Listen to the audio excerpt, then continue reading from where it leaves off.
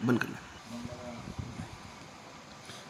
नमस्कार मित्रों, mastermind coaching classes में आपका बहुत बहुत स्वागत है और मैं हूं आपका शिक्षक अरमान जैन। आज हम लोग 10वीं की कक्षा 10वीं का गणित अध्याय 3 का 3.3 का प्रश्न क्रमांक 1 का प्रश्न नंबर 3 सॉल्व करेंगे। तो हमारा प्रश्न है 3x-y बराबर 3, 9x-3y बराबर 9 को हमको यहाँ पर प्रतिस्थापन विधि से हल करना है। चलिए, तो सवाल बिना समय वेस्ट किए हम लोग स्टार्ट करते हैं। सबसे पहले हम लोग इसको नाम देंगे समीकरण 1 और इसको हम नाम देंगे समीकरण 2। चलिए, जैसा कि मैं आपको पहले बता चुका हूं कि हम लोगों को यहाँ पर अकेला देखना होता है। अकेला मीन्स सिंगल। तो यहाँ पर हम लोग देखेंगे x के साथ 3 है, यह सिंगल नहीं है। x के साथ 9 है, यह सिंगल नहीं है। y के साथ 3 है, यह सिंगल नहीं है। तो यहाँ पर सिंगल है y, जो कि समीकरण 1 में है। अर्थात हम लोग समीकरण 1 से y का मान यहाँ पर निकालेंगे। तो मैं लिख रहा हूं समीकरण 1 से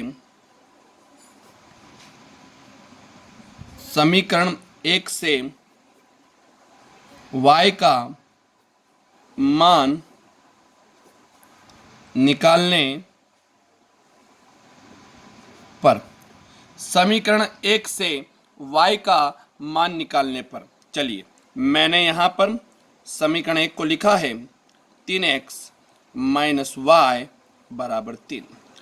हम लोग जिसका मान निकालते हैं वो प्लस का होना चाहिए, लेकिन यहाँ पर y माइनस का है। तो हम यहाँ पर y को अदर साइड में भेजेंगे।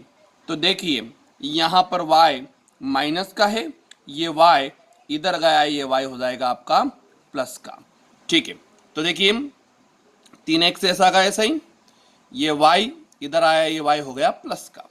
लेकिन यह 3 आपको दिख रहा है ये प्लस का है, ये अदर साइड आया, ये हो गया आपका माइनस का। तो चलिए y का मान आया है यहाँ पर 3x-3, ये हो गई है हमारी यहाँ पर समीकरण 3।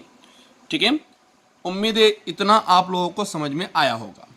चलिए, अब हम y का मान समीकरण 1 में रखें या समीकरण 2 में रखें, दुविधा है। तो हम इसको 1 में रखेंगे या 2 में रखेंगे? तो सिंपल सा है, जिससे हम लोग मान निकालते हैं कभी भी उसमें नहीं रखते हैं। तो हम इसको रखेंगे समीकरण 2 में। अर्थात y का मान समीकरण 2 में रखने पर, चलिए तो हम यहाँ पर y के मान को समीकरण 2 में रखेंगे। y के मान को समीकरण 2 में रखने पर, चलिए सबका ध्यान यहाँ पर, समीकरण 2 क्या है? समीकरण 2 है यहाँ पर 9x-3y बराबर का 9। चलिए यहाँ पर 9x आपका ऐसा का ऐसा ही, 3 भी ऐसा का ऐसा ही, लेकिन y का मान क्या आया था? 3x-3। तो यहाँ पर मैं y की जगह रखूंगा 3x-3 बराबर का 9। चलिए 9x ऐसा का ऐसा ही, पुनः मैं -3 का मल्टीप्लाई 3 में करूंगा तो 3 तिया 9, यहाँ पर आएगा माइनस का 9x।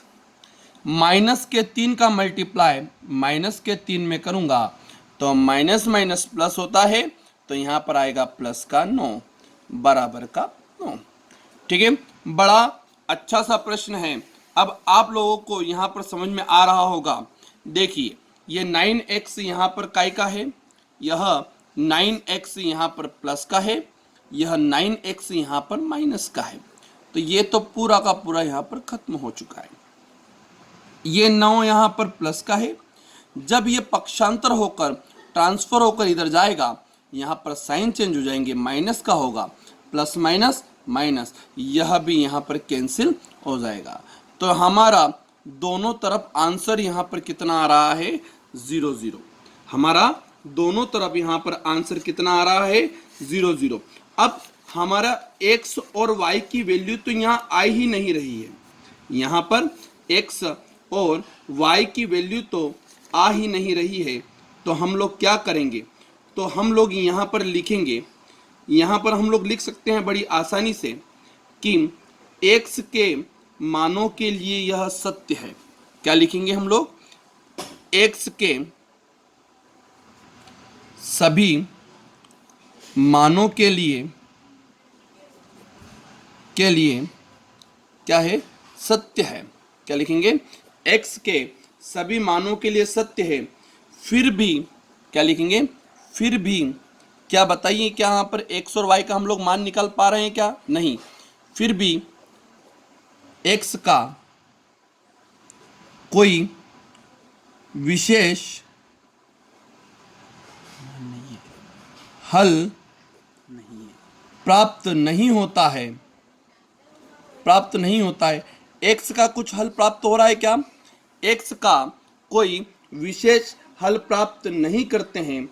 इस प्रकार समीकरण 1 और 2 के, समीकरण 1 व 2 के, किसके, समीकरण 1 व 2 के अपरिमित रूप से अनेक हल हैं, अनेक हल हैं। तो ये बड़ा सिंपल सा सवाल था, आप लोगों को उम्मीद है समझ में आया होगा। एक बार और मैं आपका रिवीजन करा देता हूँ। यहाँ पर हम लोग सबसे पहले समीकरण 1 से y का मान निकालेंगे, माइनस का y इधर गया, काय का हो गया प्लस का, ये इधर आया माइनस का। y का मान हम समीकरण 2 में पुट करेंगे, सोल्व करना मैंने आपको बताया है। x से x कट गया, यहाँ से कट चुका है। यहाँ पर हम लिखेंगे कि x के सभी मानों के लिए सत्य है, फिर भी x का कोई विशेष मान प्राप्त नहीं होता, अतः समीकरण 1 और 2 के अपरिमित रूप से अनंत अनेक हल है। तो मुझे उम्मीद है कि आप लोगों को ये वीडियो समझ में आया होगा। अगर आपको कुछ भी समस्या हो तो आप हमें कमेंट बॉक्स में ज़रूर बताएं और हमारे चैनल को लाइक, सब्सक्राइब एवं शेयर जरूर करें। धन्यवाद।